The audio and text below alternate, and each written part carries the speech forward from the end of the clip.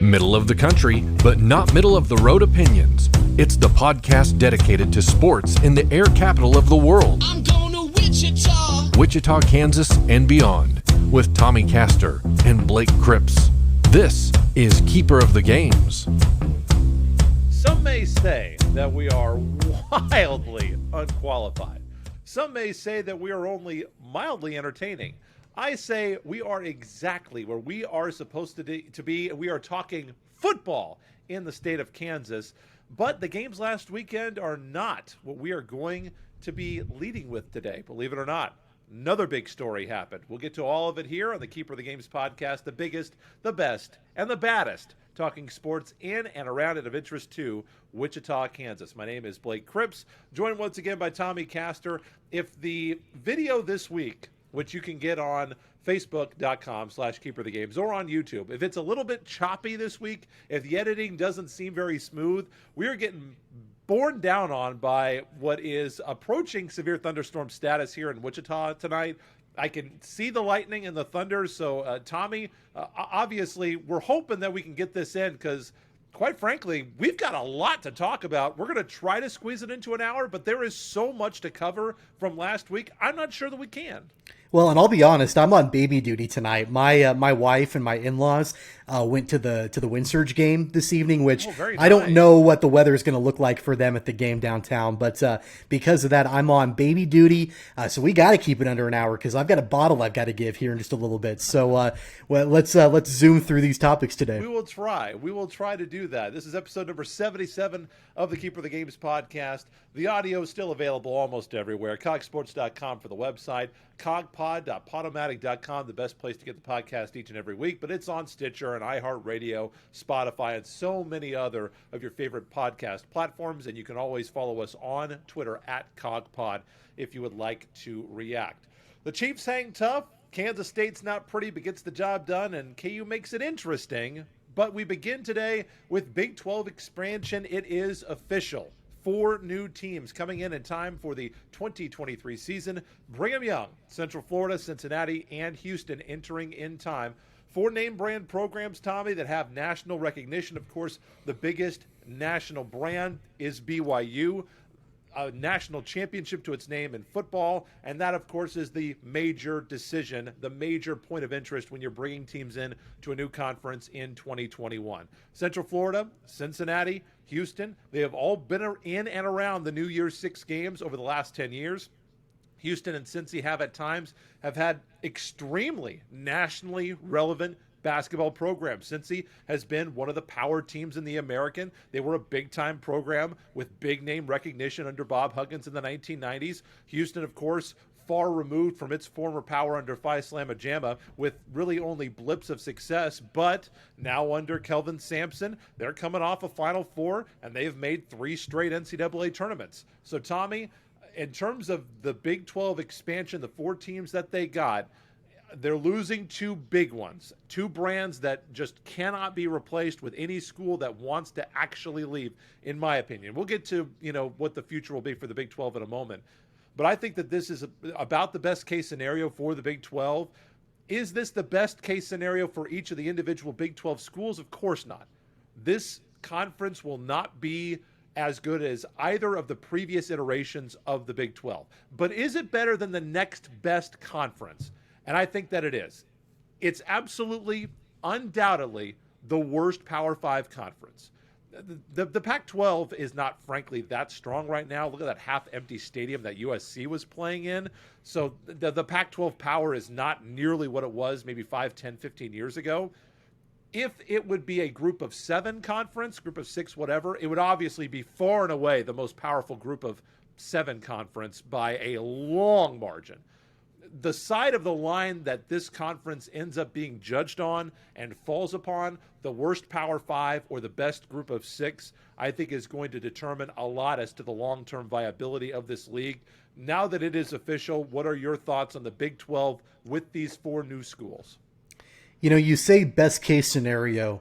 I don't really even want to call it best case scenario. It's the best that the Big 12 had to work with on short notice. I mean, that's basically where we stand right now. There was that panic when Oklahoma and Texas announced that they were leaving for the SEC. Did you think that was even on the blip of possibility? Did I think that was on the blip of possibility? I'm asking, did you think that was a possibility? I did not see it coming at all.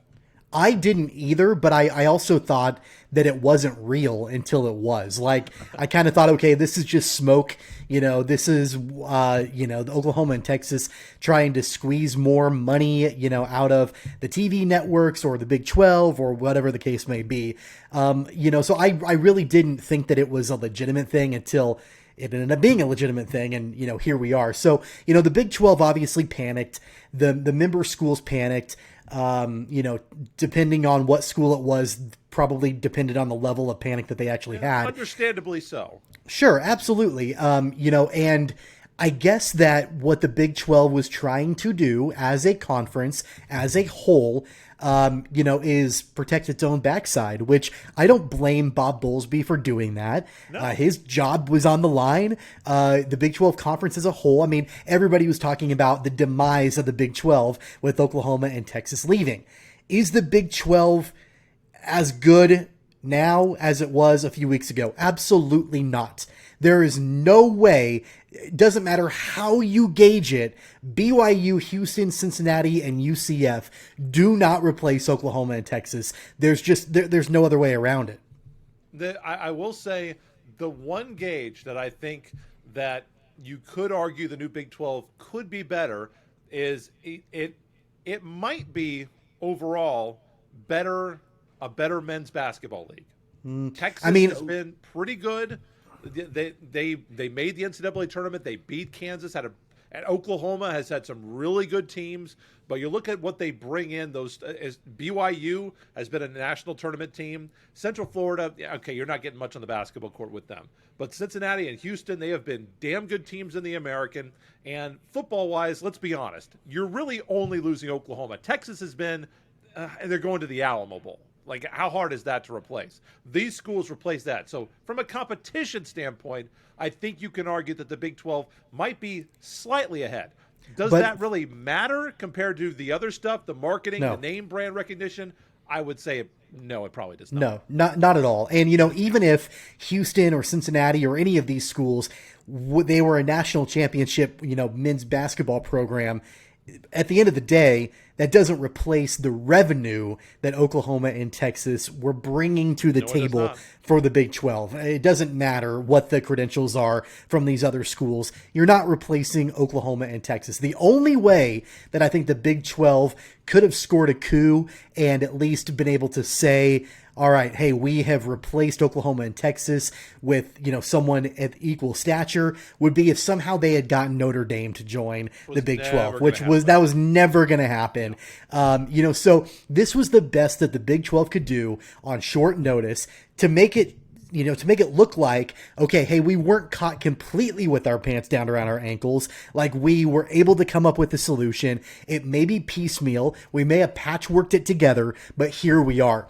Does this placate the existing member schools of the Big 12? I would say it depends on who you are. It depends on who the member school is. Do I think that this placates the University of Kansas? That's going to be a big question.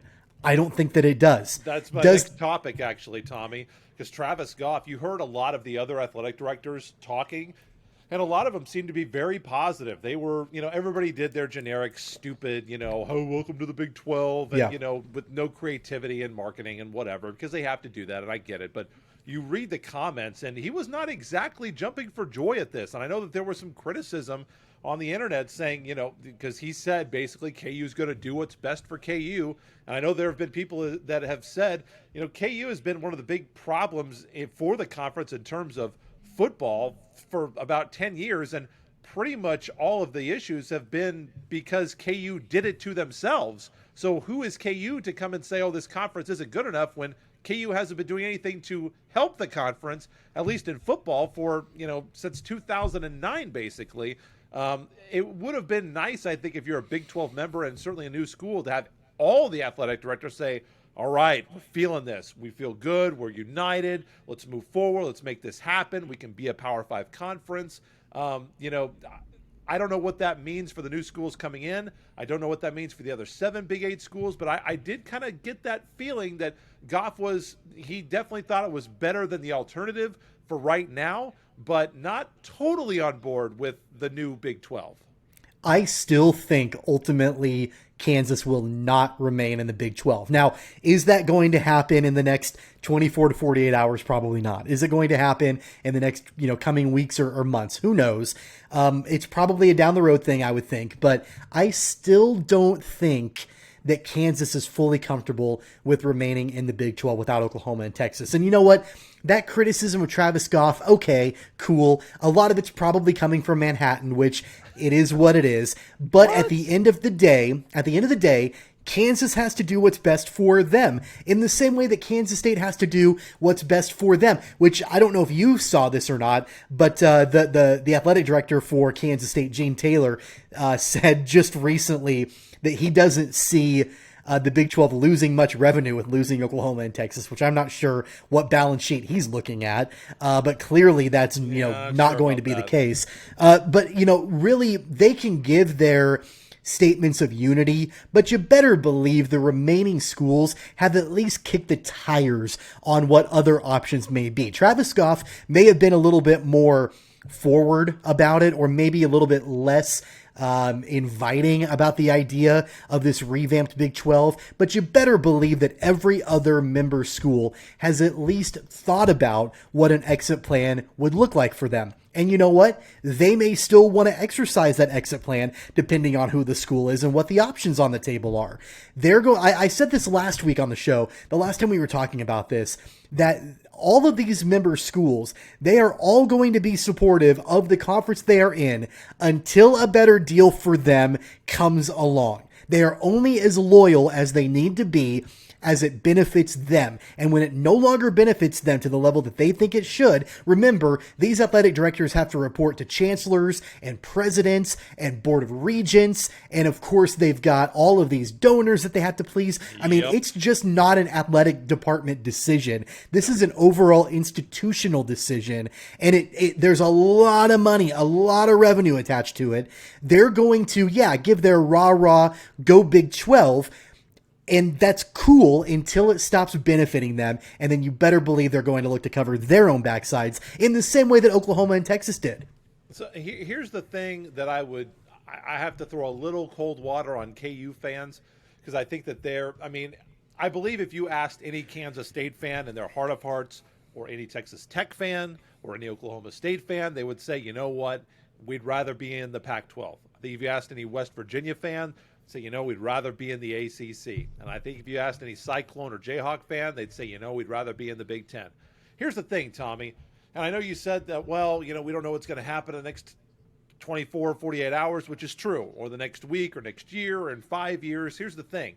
The Big Ten, ACC, and Pac-12, there's nothing stopping them from grabbing these schools now, and they didn't. And to me, there's no indication that that's going to change, because with the grant of rights to the Big 12 falling off in 4 years, this is the time. Right now, they can get these schools on the cheap. They don't have to worry about the school having to pay. They don't have to worry about their conference having to pony up dough. They can. But what makes you think they're not having? What makes you think they're not having those conversations behind the scenes? Keep in mind, nobody knew that Oklahoma and Texas, they were talking to the SEC. There could very well be ongoing conversations that the general public doesn't know about. So just because you've got. And just because you've got Houston, BYU, Cincinnati, and UCF coming to the Big 12, that doesn't prevent any other Big 12 school from having other conversations. This may very well be, think about the fact that the Big 12 is losing 2 schools and they gained 4 schools. That could mean that Bob Bowlesby in his mind thought, you know what, we could afford to lose a couple of other current Big 12 schools, and it wouldn't be I'm just saying that could be, that could literally be in the back of his mind saying, at least we'd be covered if a couple of other schools jump ship. Not saying that's the case, but at least he's protecting himself that way. I'm not saying that it's impossible, but it would be, I think, very unlikely. I would say under 10% chance, especially after the way that the Big Ten, the ACC hasn't come out quite as strongly, but especially after the Pac-12 and the Big Ten have basically come out and said, we ain't expanding. It ain't happening right now. Obviously, the decisions they make in 5 years, who can predict? Who can know? The ACC hasn't said that much, but I haven't really heard any other Big 12 school other than, I mean, I've heard some pipe dreams like, oh, yeah, they'll take KU for basketball, which I really don't buy. West Virginia is the school that makes sense for the ACC, but I don't buy it with the fact that they've come out so strongly and so publicly to say we're not taking any other schools. So that leaves us in an interesting position to look at the future of the Big 12. Do you think that they will keep expanding? For me, I believe that if they are going to expand, they need to go into new television markets. They don't need to they do not need to go into states that they are already in geographically or with television. So that will cut out, pretty much all the states that they're in. Don't bring me a school from Oklahoma. Don't bring me Oral Roberts. Don't bring me Missouri State. You need to go somewhere else. There are two schools that I identify as possible targets, Air Force and Memphis. Air Force has a nationally relevant football program that's been in the top 25 for several years, and they have a national brand because they're a service academy. Memphis is in a major population center that it has an exploding basketball program, and they have proven that they are trying to do things in football. They want to compete at the highest level in football. I think that they would make good additions to the Big 12. Anything else is really just conjecture because we've been hearing for years Florida State wants out of the ACC, but I don't have any indication that's actually going to happen. They've been saying that Arkansas wants out of the SEC for years. I don't think they're getting out of there. They've been saying that Nebraska wants out of the Big Ten now. I don't think that that's going to happen. And they've been saying that Arizona State have been looking out of the Pac-12. I really don't think that that's that likely. So for me, when I look at the most likely targets, I think Air Force and Memphis would fit a new, I guess, what would you call it, the Big 14 at that point? I mean, that's fine. I certainly don't have any vitriol, towards Air Force or Memphis. I'm not going to jump up and down for joy in the same way that I didn't jump up and down for joy with the other four schools that they brought in. Like, it is what it is. You're covering your butt. You found some replacements. It's kind of like, you break up with your girlfriend who is really attractive, and then you just decide you're going to go out with like a bunch of girls that are not nearly as attractive as your girlfriend was. But it's all about quantity over quality. I mean, that's basically what the Big 12 is doing right now. So if you want to add a couple more 5 out of 10s, I guess that's fine. Strength in numbers, I suppose. Well, your dating life before you got married is a lot different than mine because I don't have the quality or quantity problem.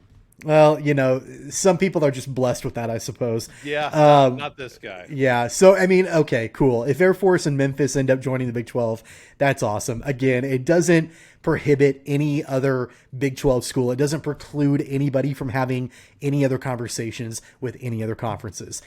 We are in, obviously... to the grant of rights will, though, but obviously that has not happened at this point. It's not there. But you have to imagine that this is going to be the most ironclad, anchor-laden grant of rights that's ever been signed. Yeah, I mean, I think I even read somewhere that Houston is willing to give up some TV revenue early for the opportunity to join the Big 12 early or something like that. I don't exactly know the details surrounding that. A bigger exit fee. Yeah. So, I mean, we're obviously in the middle of landmark changes here as far as the structure of college athletics. We're not done. It's going to continue, but I'm just going to reinforce what I said before. I don't think the changes are just going to continue as far as schools being added to the Big 12. I genuinely don't think that we're done with schools leaving the Big 12. I just have a hard time thinking that it's going to stay intact and just have these other people join with nobody looking to leave. I just find that hard to believe. We will see. To this point, I guess they're the Big 3, Big 4 conferences now. No indication that they're going to be adding schools anytime soon. There's another conference that was majorly affected by the news last week. That would be the American Athletic Conference. The AAC left to pick up the pieces. 3 of its strongest football members, 2 of its strongest men's basketball members are leaving. And, of course, the next big question locally that people are thinking about, What does this mean for the Wichita State University Shockers? All three schools have been fairly relevant. When you think of the big sports that Wichita State cares about, it's men's basketball, volleyball, and baseball. All three schools have been fairly relevant in AAC baseball. UCF has the most appearances in the tournament. Houston and Cincy have each won 2 titles. UCF has been one of the top-tier volleyball programs over the last 5 years, including undefeated seasons in 2018 and 2020. Houston, not so great. Great the last 2 years, but not so much before that. Cincy was really good in 2019, not so much in 2020. Obviously, we've already talked about men's basketball and the cachet that those three schools are going to take with them, mostly with not Central Florida. Wichita State softball could be really severely affected, as UCF was very competitive. Houston was not. There will only be 5 softball playing schools after this move. When the AAC is adding schools, you can't really expect that softball is going to be a priority. There aren't that many schools that sponsor that sport. UCF and Houston both right in the mix of women's basketball last year. So men's basketball-wise, Tommy, everybody knew that was the main reason that Darren Boatwright pulled the trigger. Go to the American, you get a better television contract. All the Shocker volleyball games are on ESPN+. All the Shocker baseball games are on ESPN+. One of the advantages, the main advantage of leaving the Missouri Valley, getting the Shockers into the NCAA tournament, is going to be effectively, maybe not all neutralized, but mostly neutralized. The brand names are all sexier in the American still, and I still like Wichita State and Memphis to pretty much just mow over everybody in the Missouri Valley if they were to play them. But the Power 6 mantra from men's basketball that the AAC has been pushing down our throats the last 5 years, which, by the way, I really believe that they were the 6th best conference, but that's gone now. Darren Boatwright said it was a calculated risk to come to the AAC. What will the AAC do now, and how will that affect Wichita State? Well, keep in mind, and I think a lot of people have lost sight of this, this is not the first school that has left the American since Wichita State has been in the conference. UConn was in the conference as well, the first 2 years or just the first year? Something I don't like remember. that, One yeah. or two of the first couple of years that the Shockers were in the American. And then UConn left. And think about the brand that they have, especially in both men's and women's basketball. Yeah. Just gone. I mean, they leave the conference entirely. So this isn't the first time that the conference has been weakened with Wichita State joining. And now, of course, it's happening at an even greater scale. The whole reason, like you just mentioned, I'm just echoing what you said, that Wichita State left the Missouri Valley was they wanted greater national recognition, especially in the sports where they thrive in. Men's basketball, like you said, volleyball, like you said, baseball, like you said. The American was a perfect fit for them. I don't think that there was anybody in this market at the time that was against the move to the American. I don't think that anybody, especially who had watched Shocker basketball the 8 or 9 years prior under Greg Marshall and watched them absolutely dominate Missouri Valley schools, outside of a couple outliers here and there.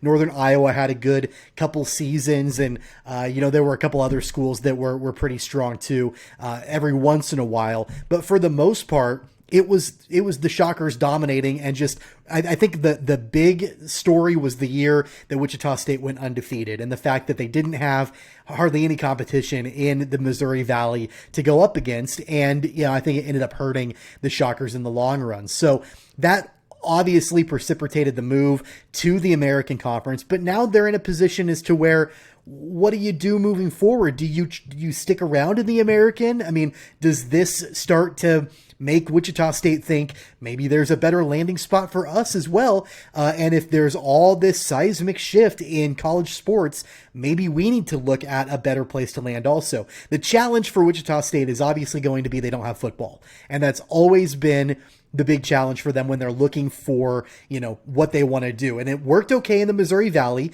Not every school in the Missouri Valley has football. It worked out well in the American. Not every school in the American has football. So those things worked out well, but there's a reason why you've never, ever heard Wichita State to the Big 12, because they don't have football.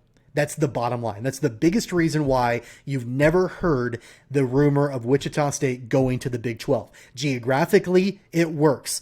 Other sports wise, it works. Wichita State, in a lot of the athletics, they don't play like a mid-major. They play like a high major school. Absolutely. So really the only reason why you don't hear that is because they don't have football. So that's going to be a challenge for the Shockers moving forward. I don't know. I mean, do you think it's in their best interest to stick it out in the American and see where the chips fall? Or is it in their best interest to start to look and see if maybe there's a better landing spot? I don't know. I look around. I don't see a better landing spot, to be quite honest. I think it's more likely that teams would vacate the possible landing spots that they would be going to than the other way around. I think that there is a better chance than not that the best teams from some of the other schools from some of the other conferences will be coming and joining the American because of the commissioner, Mike Oresco. I think he's forward thinking. He got them a much better ESPN contract than anybody ever thought that they were going to get. I think he'll be able to spin this. Obviously, they're going to lose value from the schools that they have lost. There's no question about that in my mind. But where are you going to go that's really going to excite you? You're going to go back to the Missouri Valley? You're going to go to the Atlantic 10? The Mountain West is not going to take you. Those are the three most natural fits. Other than that, you're going to be going down way, way lower in men's basketball than I think that you'd want to. I think the most likely outcome is that Mike Oresco tries to, recreate some form of, what used to be this, that there was a time when people thought that Conference USA was going to be like 36 schools. It was going to span coast to coast, and, there were going to be 100 schools in Conference USA. I think that they're going to try to do that in a lesser scale. I think they're going to try to go big. They're going to go coast to coast. They're going to try to bring in a lot of schools that are in and around Wichita State's level. Probably not quite. They'll have to go a little bit smaller. Who are the schools that you can pluck for a league like that? Depending on how many you get, can you convince some West Coast schools? Can you get Gonzaga to come and join this league if you can get 2-3 other schools out there on the West Coast? Can you steal a school? I've heard Appalachian State has been, floated a lot from the East Coast. Would Virginia Commonwealth, a school that has had success in men's basketball? I think of Coastal Carolina. Would they join the American? That's a good one. Would they be willing to come across to something like that? But for me, I think if you're Wichita State, you stand pat. Darren Boatwright has made it very clear that he is all in on the American, that this risk was calculated. I believe him when he says that. I do think that they considered this when they moved, that, this could be changing in 5 to 10 years. Did they think it would happen this quickly? Maybe not, but who can predict these things? And I think that the trust level that he has in the leadership of the American, and I agree with him for that reason. If you didn't like the American commissioner, then I would say get the hell out. But I like Mike Oresco. I think if you're Wichita State, if I was Darren Boatwright making the decisions for a day, I think that I would sit tight in the American. I may not feel great about it, but I think I'd sit tight and take my chances.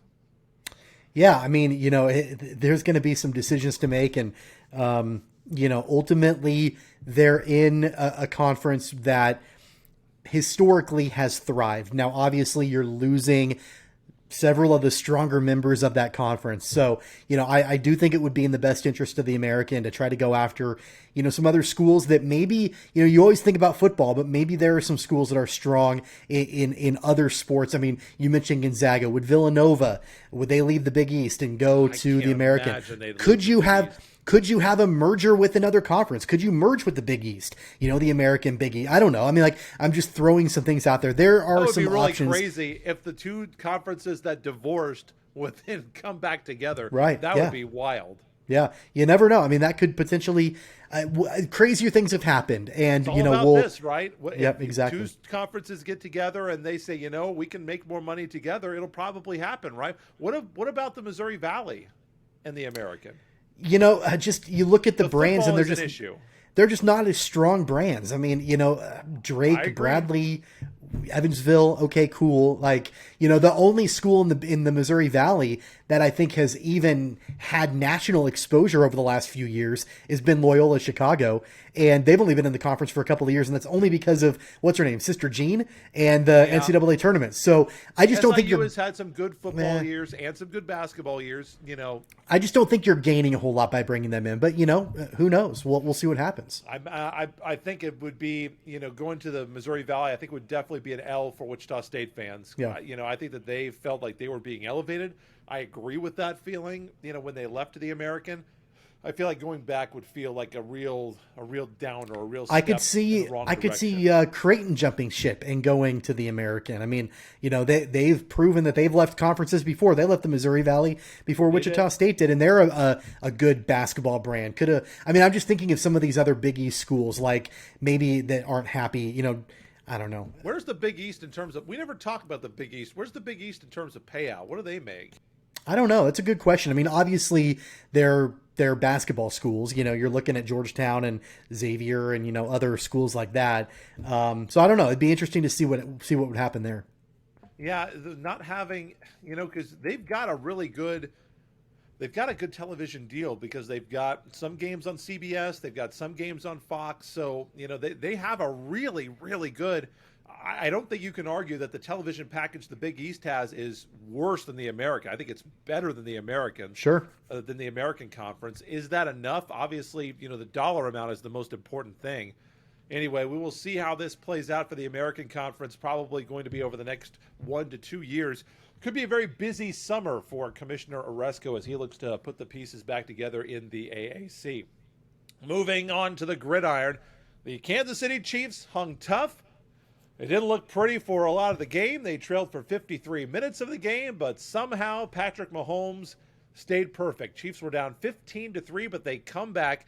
An incredibly entertaining game. 32-29. They beat the Browns on Sunday to go 1-0, and Patrick Mahomes stays undefeated in September. They had to have 13 points in the fourth quarter to pull off the comeback.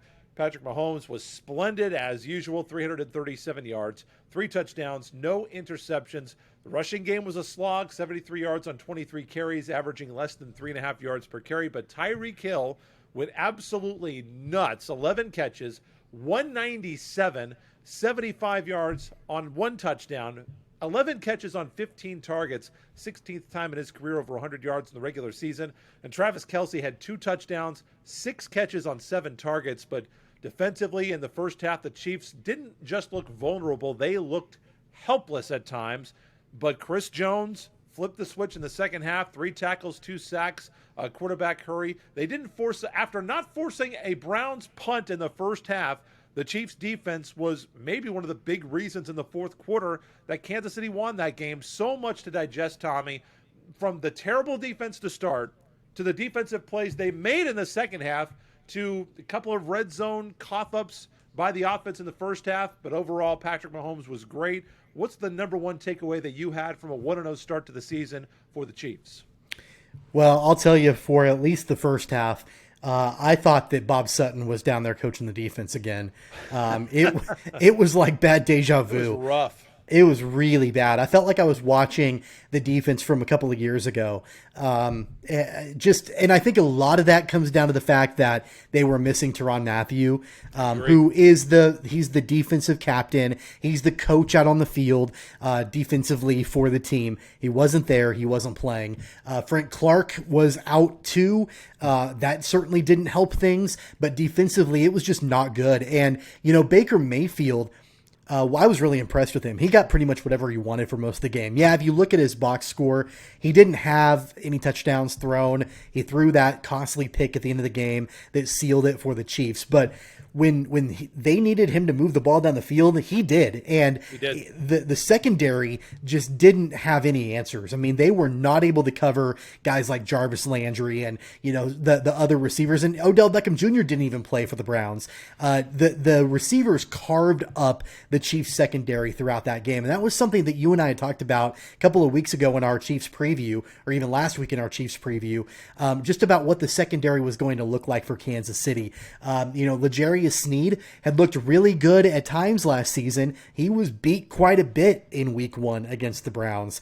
So Baker Mayfield picked on the secondary quite a bit. That wasn't ideal. Offensively, especially early on, I felt like the Chiefs kind of struggled to find their rhythm, but in typical Andy Reid fashion, he made the necessary adjustments at halftime. And you look at that box score, and obviously, the Browns were up big at halftime. Chiefs came in and outscored the Browns 23-7 in the second half. So those adjustments were made by Andy Reid. That's what he does. That's why he's a Hall of Fame coach. But at the end of the day, I think if you're a Chiefs fan, you have to feel pretty fortunate you got the win, and you're thrilled you got the win in week 1. But you hope that the performance is a little bit better in the weeks to come. Well, you got outgained by 60 yards. They gained about 1.5 yards more per play. And I didn't watch the game. I listened to the entire game on the Chiefs radio network. And the thing that Mitch and Danon talked about constantly was the fact that the Browns running game was so simplistic. It was just a handoff left tackle, handoff right tackle, and they kind of ran the ball down the Chiefs' throats. Yeah. They outrushed the Chiefs 153 to 70. Yeah, 153 to 73. Nick Chubb, 15 carries, 83 yards, 5.5 per carry with 2 touchdowns. Former Chief Kareem Hunt, 6 carries, 33 yards, 5.5 yards per carry for a touchdown. They had a wide receiver that ran. Nobody ran the ball for the Browns that averaged less than 5.5 yards per carry.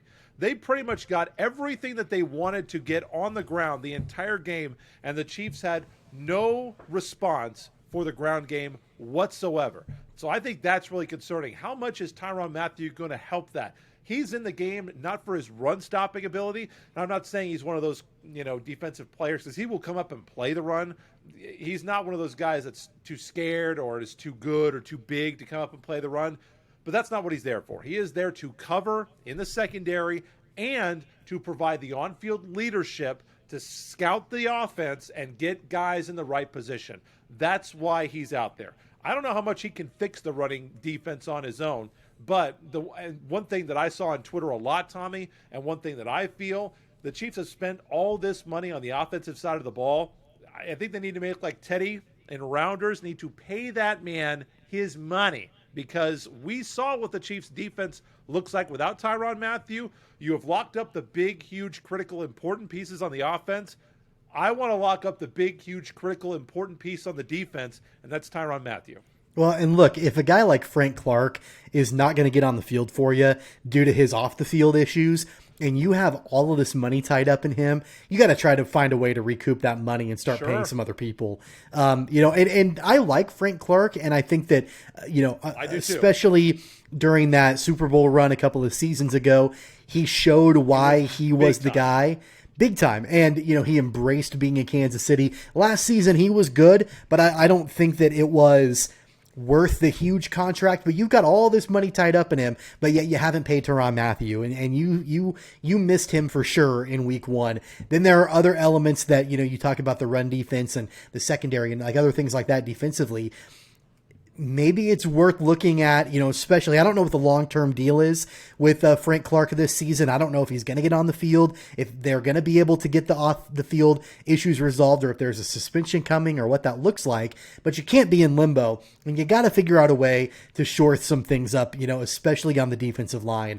So that's really, really important for Kansas City. We saw I know you mentioned we saw what the Chiefs defense looked like without Tyrann Mathieu, but we know what a Chiefs defense looks like, or what the whole team looks like with a bad defense a couple of years ago. That was the year that Patrick Mahomes had to do crazy things and the offense had to put up 50 points plus a game just to even try to win the game because the defense couldn't stop anybody. I don't want to go back to that. That was the last season of Bob Sutton. I like Steve Spagnuolo. I think he's a good defensive coach, but they've got to shore some things up defensively because, the Browns, Baker Mayfield's a good quarterback. Nick Chubb is a really good running back. They've got weapons, but are they the best offense in the AFC? I don't think they are. You're going to be playing other teams. You're playing the Ravens on Sunday Night Football this week. They've got a pretty dynamic offense as well. The Bills, you look at what they can do. The Steelers even. There are teams that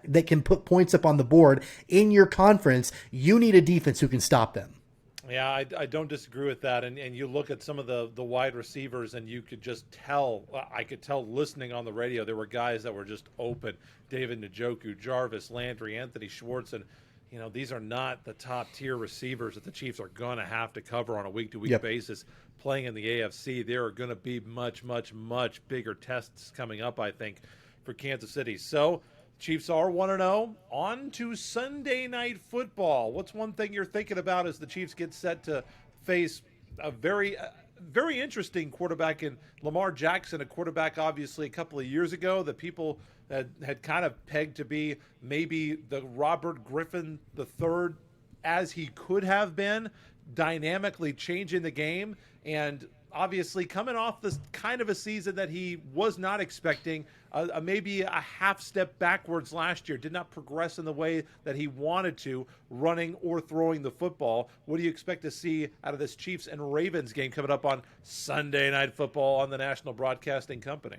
Well, the Ravens have a bad taste in their mouth after what happened on Monday Night Football against the Raiders. That was just an insane ending. By the way, the fact that all four AFC West teams won, they're all 1-0, is crazy to me. But not a good sign if you're a Chiefs fan, by the way. Yeah, the Ravens have a bad taste in their mouth after what happened. And, I look less at Lamar Jackson because we know the talent that he is. We know what he can do. I am looking forward to, and Weston and I talked about this, I think a year ago, or maybe it was even you and me, I don't remember, but we talked about it on this program the last time that these two teams matched up in primetime, and about how all you heard about was Lamar Jackson being compared to Patrick Mahomes and who the better quarterback it's clearly Patrick Mahomes. The stats back that up all the way, but that was the narrative that was constantly being spoon-fed to everyone. So I'm hopeful that that's not the narrative coming into it. Doesn't mean Lamar Jackson's not a good quarterback. He's really, really good, but he's not Patrick Mahomes good. My biggest thing with the Ravens, though, is what are they going to do running the football? It's kind of a makeshift running back room with, all three of their top guys at the beginning of the season or before the season started out for the year. J.K. Dobbins, Justice Hill, and Gus Edwards, all with season-ending injuries. You have, a rookie that got the bulk of the carries on Monday Night Football. They signed Latavius Murray to come in, but then you've also got guys like Devontae Freeman and Le'Veon Bell who are part of that running back room too for the Ravens. So it'll be interesting to see how things pan out running the football for the Ravens. But I do think that at least offensively, the Chiefs have more weapons. It's just, again, going to be a matter of how will the defense respond after the game against the Browns last week. There is one stat category that Lamar Jackson is undoubtedly better than Patrick Mahomes in. And Patrick Mahomes is still pretty good at this. It's running the football. And that's going to be a big part. He was the biggest part of the Ravens running game last week with 12 carries for 86 yards. They ran for 189 yards with 2 touchdowns on 34 rushes against the Raiders. So expect that to be a big part of their game plan. Obviously, he had a pretty good day throwing the football, did Lamar Jackson. He 19 for 30, 235, 1 touchdown, didn't turn it over. But the Baltimore Ravens did have 2 turnovers as well. So that'll be big. Obviously, 7:30 on Sunday Night Football, the Ravens and the Chiefs. Two of the 4 teams that I think, but yeah, we're starting with 3 of the 4 teams when you're watching just the Chiefs play that I think are going to be right there at the very end for the AFC Championship. We head to college football now, and Kansas State didn't look great doing it and one half of the ball, but the other half was good enough to keep them around as Kansas State escaped with a 31-23 win over Southern Illinois. Obviously, the big news of the game was Skylar Thompson going down again with a non-contact injury. I'm not saying that he's not tough when I say this, but you can't count on this guy at this point. He will get hurt. He has gotten hurt. Now, they're saying that he is likely to play again this season, but it doesn't look like it's going to happen this week. Southern Illinois looked like they were going to be buried after going down 14-0 in the first, but they come back with 23 points in the third quarter. They scored all of their points in the second quarter of that game, but Kansas State defensively, boy, did they turn it on in this one. 13 of the points for SIU came off of Kansas State turnovers and miscues. So for me, Tommy, I didn't really see Southern Illinois, with the kind of offense, we mentioned the playmakers that they had on offense, what they had been doing. They were the number 7 team in FCS coming into this football game. They didn't look like an elite FCS kind of offense to me.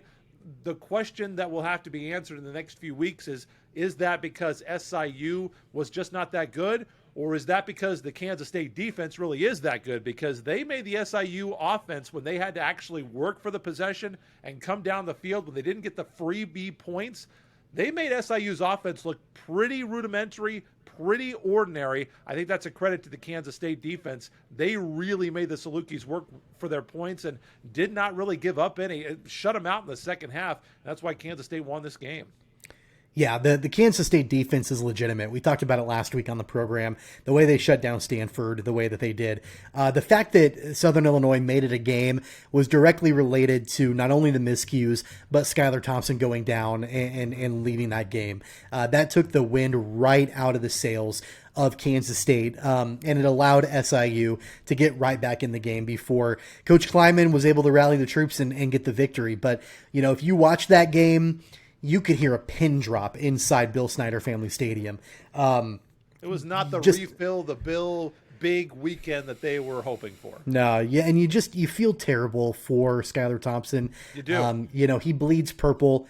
He has given his heart and soul to that program. He was there through Bill Snyder and the final seasons of Bill. He advocated for Chris Kleiman. He stuck around for that coach, formed a bond with him, came back for the final year of eligibility, that COVID year, you know, and just goes down with an injury that, you know, is non-contact, which you always hate to see.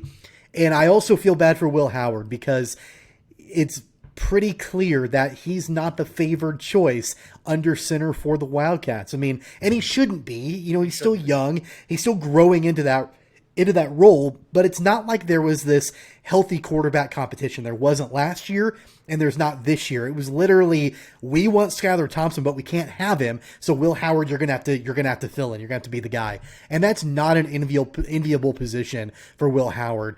But he's going to have to step up again, just like he did last season, and try to right the ship again for the Wildcats. I mean, this is a team that we talked about, Blake, in our college football preview, that at least I thought could go to a bowl game again this year. They didn't last year because they lost their last 5 games with Will Howard under center. So you've got to try to improve on what you did a year ago and try to get this team to a bowl game, or at least hold the fort down until Skylar Thompson can get back. The good thing for Will Howard, in the same way that he had last season, he's got a good safety net in Deuce Vaughn, who had a really good game against Southern Illinois again. I mean, he rushed for over 100 yards in that game, 120 yards, averaged almost 5 yards a carry, had 3 touchdowns on the ground. That's what Will Howard is going to need week in and week out from Deuce Vaughn moving forward until Skylar Thompson gets back. Yeah, Deuce Vaughn was absolutely incredible again. The one negative I thought about the Kansas State offense is I thought that they had a couple of series that the play calling wasn't fantastic in. I thought they got a little ordinary. SIU ended up with 6 tackles for loss in this game. So I was hoping that Kansas State would be a little less predictable for a couple of times. But other than that, you know, the offensive line still looked pretty solid. And I want to actually toot my own horn here just a little bit. I mentioned that Julius Brents, the transfer in, was going to be a big pickup in the secondary, led Kansas State in tackles. And Avante Cox, who went for like 3,000 yards the week before, he looked like just a guy out there. 3 catches, 40 yards, and that was it. And I do want to give credit to Will Howard because he was obviously not the savior off the bench. The Kansas State defense was tremendous. 13 points, as I mentioned, for the Salukis off of turnovers. The Wildcat offense was a mess at times. The defense bailed them out, but give Will Howard some credit for showing a little bit of leadership as a young guy, because we see, you know, there are so many people, and we talk so much about, you know, mental health of athletes, and we can't criticize athletes, these, you know, professional players and all that stuff. And I'm not saying that any of that is wrong. Will Howard came out after the game. He talked to the media. He was a man about it. And I'm not saying that, you know, that women don't do this. I'm saying that he stepped up as a man on the football team and said, you know what? I wasn't good enough. I didn't do as well as I wanted to. I need to be better, and that's how it is. He didn't make excuses. He didn't apologize. He didn't pout about it, and he didn't skip his media interview because he felt bad.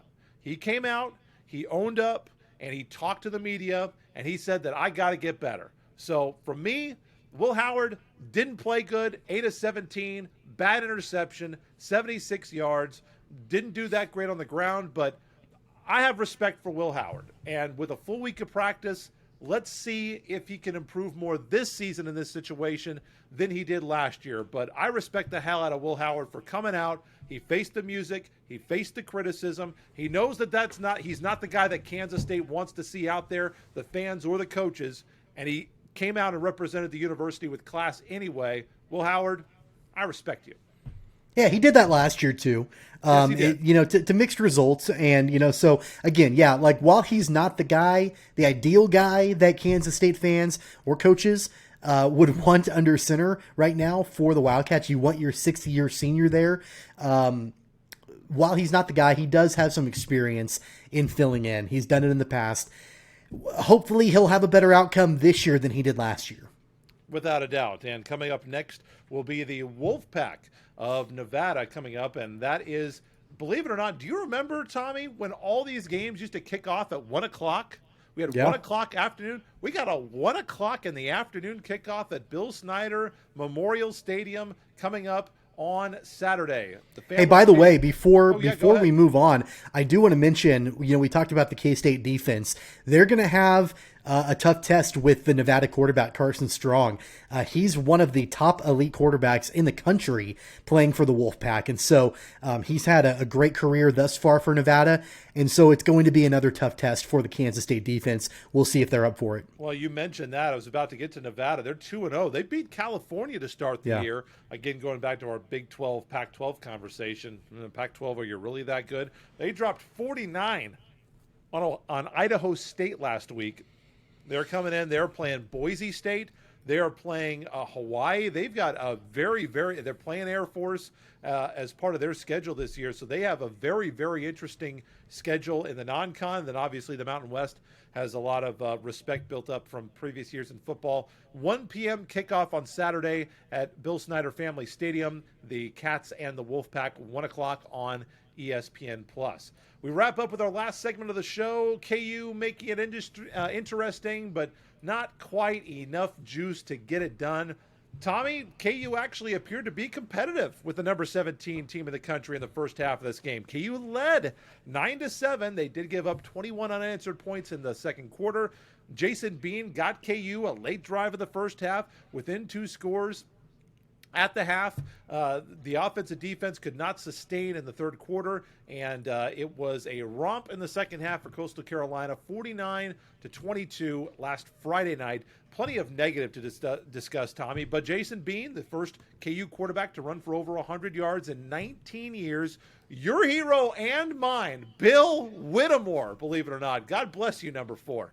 121 yards against Colorado in 2002, and Tommy, if you take out 2 quarters, which I know you can't, Coastal won the second quarter 21-6, fourth quarter 14-0. It's a 2-point game outside those quarters. So for me, this shows how far the Jayhawks have come. One of the cool things that I heard on the radio this week that I'm going to steal was that, you know what? Somebody said this year in this game, KU looked like a regular bad team. They look like a team that's not there, that actually practiced, unlike last year, which it was a total mess. So they've come a distance, but there is still a long, long way to go to get KU back to where they need to be with their football program. I said it during our college football preview that, when it comes to Lance Leipold as the head coach at Kansas, a lot of people within the program that I've heard, the overall consensus is that they feel good having an actual adult in the room making the decisions. And yeah, like we've all heard that before. We've heard it from every other coach that's been there. But I agree with you. I watched that game, and of course, yeah, Kansas got blown out. They did not cover the spread.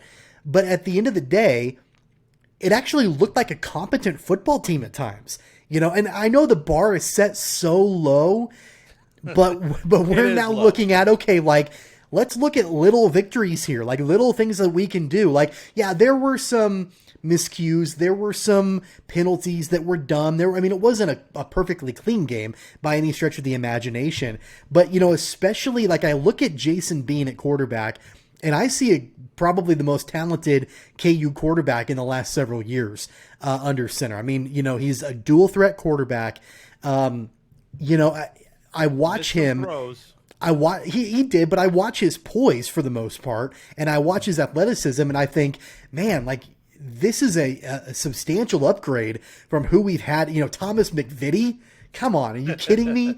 Like nothing against Miles Kendrick, but come on, like the last couple of years of quarterbacks for the Jayhawks have been brutal, and at least I felt like Jason Bean knows what he's doing under center, and so you have to feel, I don't know if you have to feel good about it necessarily, but you have to be like, okay, it's at least a little bit of an improvement.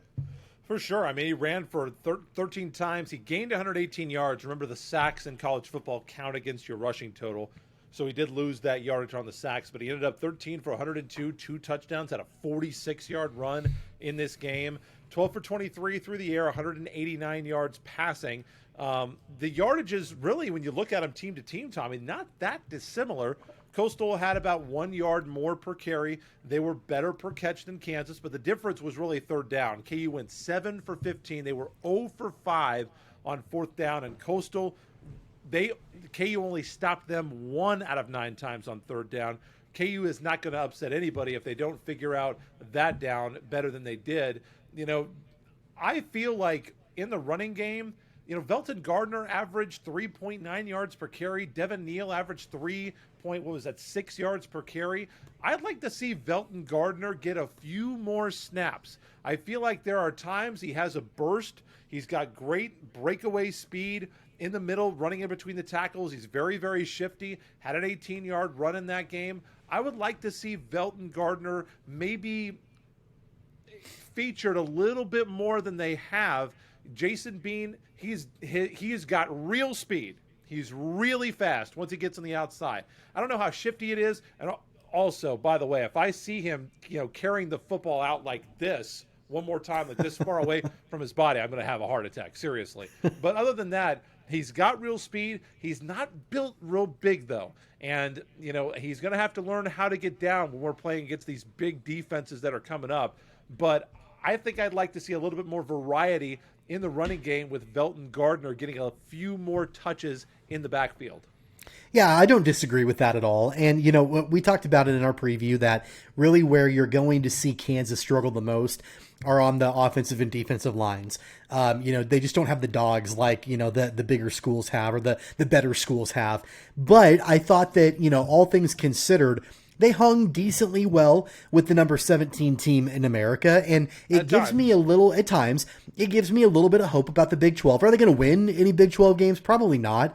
But is it going to be just an absolute abomination every week? I don't think so. I think that we're going to be able to see this team hang with, some of their competition in the conference throughout the season.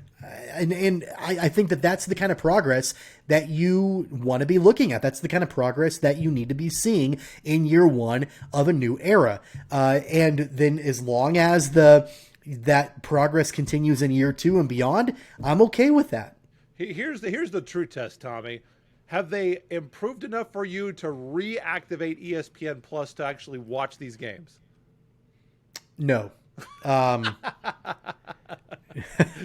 right now. How's that for honesty? Yeah, no, not right now. But hey, the good thing was that, the Coastal game was on ESPN2, so I didn't have to have ESPN Plus. It was not going to be this week, and maybe not for a while. We got the big ESPN Plus coming up. Do we get on the Plus? I'm just a brand new subscriber. You know better than I do. Do we get the ACC network on the Plus? Is that a thing? I don't know. I'm not sure. I do know that I think I have the ACC network on my cable plan, so I should be able to watch that game. Yeah, we snipped that. That's coming up with Duke coming up on the 25th. Next week, of course, for Big 12 opener for KU, Jayhawks are hosting Baylor, the Bears, and that is a 2:30 kickoff on ESPN Plus. And you mentioned how respectable the season is going to be. If KU is going to make it respectable, I mean, it's got to be against TCU, Texas Tech, and probably their best chance is Baylor, right? So if it ain't respectable this week, it might be a long Big 12 slog for the Jayhawks. So we will see how that turns out for them. That is our show. We do have one last bit of business to get to. It's our favorite time of the show, but I think it's Tommy's as well. It is time to hit the music. We are going around Wichita with the Wichita Whip Around, the best stories that we did not get to bring you this week. Tommy, what is your Wichita Whip Around story? Yeah, so it is a big time week for the Wichita Wind Surge, a division championship and a spot in the AA Central playoffs at stake this week at Riverfront Stadium as the Wind Surge take on the Arkansas Travelers. They have a 3-game lead over Arkansas entering the series. The opening game is going on as we record this on Tuesday night. My wife is there right now. I think the game is actually in a rain delay, if I'm not mistaken. But by the time this show drops, we'll know the outcome of that game more than likely, unless the game gets called because of rain. But really, because they have a 3-game cushion over Arkansas, they only have to win 2 out of the 6 games this week to clinch a postseason berth. But, of course, I think that the Wind Surge would like to do more than that. So it's been a big-time push to the playoffs, and that would certainly be pretty special if the Wind Surge could earn a spot in the playoffs in their first season after everything the team and the franchise has been through to come to Wichita and the death of Lou Schweckheimer of COVID-19 back last year. That would be such a huge tribute if they were able to make it to the playoffs. So hopefully that ends up happening for them, and we'll, of course, have an update next week on the show. I am going to go through City League football for the last week, get you up to date on all the scores for my Wichita Whip Around. Independence absolutely plasters Wichita North 52-6. Capon over East 29-22. Bishop Carroll 35-6 over South. West beats Southeast 48-18. Did you see the stat lines from this Northwest Heights game? I did not. 62-40. The Grizzlies had 800 yards of total offense. 64 rushes as a team for 732 yards. Senior Jeremiah Moore ran the ball 38 times for 404 yards and 5 touchdowns, and 2 other players in the game ran for over 300 yards. Northwest looked like they were going to mow over the Falcons after the first quarter. They led 21-0 after the first quarter. Heights obviously made a game of it, but just could never come back from that 21-0 shellacking in the first. A little bit outside of the City League, Derby beat Newton last week 50-17. So we've got 2 massive games coming up this week involving City League schools, Tommy. You've got the number 1 6A K-Preps team hosting the number 3 5A K-Preps team.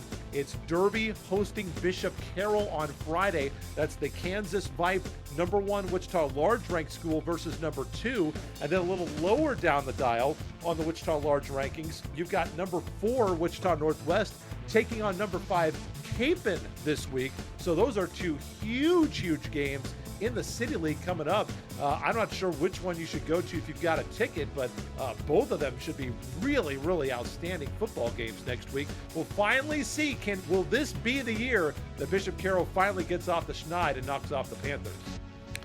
Yeah, a lot of big-time City League games coming up, and I'll tell you, like, it's always difficult for me to keep track of exactly what's going on in high school football in the Wichita area because there are so many teams to keep track of. But there's some major talent coming from the Wichita area for sure.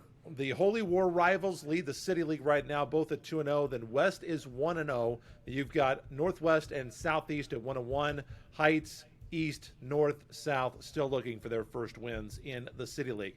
Time for our last segment, the additions, corrections, and retractions. We've got a lot of additions to get to this time. Tommy, do you have any that you need to get off your chest? Yeah, I do have one addition, and maybe this is one that you have ready to go, but I don't know if folks saw this announcement earlier today or this breaking news from ESPN. Obviously, I think it was on Monday, The University of Southern California fired Clay Helton, their head football coach. It sounds like Eric Bieniemy may be a leading head coach candidate to take over for Clay Helton. He's from Southern California. Apparently, he has told folks close to him that he would consider leaving to go to USC to be their new head football coach. And you know, if that happens, that's a big shame to leave the Chiefs. But I understand how bad of a look, though, is it to the NFL that he couldn't get a head coaching job in the National Football League. He's got to go to the college ranks. Hey, you know, like I said last year, I don't really care if any other team hires him. If the other 31 teams want to continue to operate in the realm of stupidity, let them continue to fail. I don't care, okay? Eric Bieniemy is an NFL head coach, period. If the other teams can't see it or don't want to see it or are too racist to see it, that's on them. I like Eric Bieniemy. This is a pro-Eric Bieniemy space. Stay in Kansas City forever. Obviously, the big question will be, can he recruit? Because at the pro level, you don't have to do that. USC has been a big brand. Have they earned that recognition over the last 40 years with how they've actually done on the field? I don't know. What's the essence of the Pac-12 like in football right now? I don't know, but that is definitely one that I was going to get to. Shocker volleyball improved to 5-1 on the season. They went 2-1 at the Kansas Invitational, wins over Kent State and Delaware. They lost to the Jayhawks in straight sets, but they've got the Shocker Volleyball Classic back this weekend. A full weekend of volleyball starting at 4:30 p.m. on Friday. I'm actually going to go watch them play, so I'll report back next week. They've got South Dakota 7 p.m. on Friday. The next morning they play Wyoming at 10. And then they've got their old Missouri Valley Conference rivals, the Creighton Blue Jays, coming up at 7 o'clock. Matches throughout the day at Koch Arena. Then on the 24th, the Slog of American Conference play begins. The other edition, this absolutely shocked me. This broke today, 6 hours ago. The Kansas City Royals are considering leaving Kauffman Stadium for a downtown stadium. Tommy, with all the money that they just put into renovating Kauffman Stadium and Arrowhead, I cannot for the life of me understand why the Royals would do this. Can you explain it to me? Why would you renovate the K in 2012 to say in 2021 that you're going to move downtown? This is absolutely unthinkable to me. Well, I mean, I think a lot of it is leverage, that their lease will be up in 10 years, and so maybe it's a way to dangle a carrot to try to get, a better deal when that time comes. But it also sounds like this is something that John Sherman, the new owner of the Royals, is apparently working with. I don't know if he's working with Clark Hunt and the Chiefs about what it might look like downtown, but it doesn't, the way that John Sherman talked, it's not just the Royals, it's the Royals and the Chiefs, although there's been no comment from anybody from the Chiefs organization about this. I think at the end of the day, it's something that it's not going to be a slam dunk to happen. There's going to have to be, it's going to be a public-private partnership. There's going to have to be tax increases, things like that the public is going to have to approve upon. This isn't going to be something that I just can't see the city just agreeing to do this and just foot the bill for it. So it's a long time away. If I was anybody that had anything to do with Kauffman Stadium, I wouldn't start packing up the stadium now. I would give it some time because I just have a hard time thinking this is going to happen. The thing is, what the hell are you going to do with the Turner Sports Complex? You've got like the Truman Sports Complex. What did I say? I thought Turner. I said, oh yeah. Sorry, Truman Sports Complex. What the hell are you going to do with 5,000 acres of concrete out there? I don't know. What are you going to do with that? Anyway, whatever. I guess that's why I'm not a mayor of a city or anything. So I am the mayor of this podcast, though, and I have adjudicated that we are at the end of our time here, Tommy. All right. We will see you next week on the Keeper of the Games. Obviously, we have got a lot to get to. We'll talk about Shocker volleyball next week, as I mentioned, as they get set for American Conference play. Big game coming up for the Chiefs on Sunday Night Football, and of course, the best of KU and Kansas State, and who knows what else we'll be discussing next week as well. So make sure you like, share, and subscribe. Appreciate all of you for watching and listening here today. Like, share, and subscribe. subscribe on your favorite podcasting platform. Hit the notification if you watch on Facebook or YouTube so you can get the notifications each and every week. We're posting these Tuesday, Wednesday, Thursday. We'll stick to probably Tuesday and Wednesday throughout the football season here in the fall. So we really appreciate all the support. Thank you so much. Before we go, Tommy, for our dear and beloved audio listeners, where's the best place that people can find you on Twitter? You can follow me anytime at Tweets from Tommy. And I am at BECRIPPS, BE Cripps on Twitter. So we'll see you next week on the Keeper of the Games. Take care, guys. You've been listening to Keeper of the Games. Don't forget to subscribe, download, and listen on all major podcast platforms like Apple Podcasts, Google Podcasts, Spotify, Stitcher, iHeartRadio, and more. Visit our website at cogsports.com. Find the podcast and videos on Facebook and YouTube at Keeper of the Games, and follow the podcast on Twitter and Instagram at CogPod. That's KOG Pod.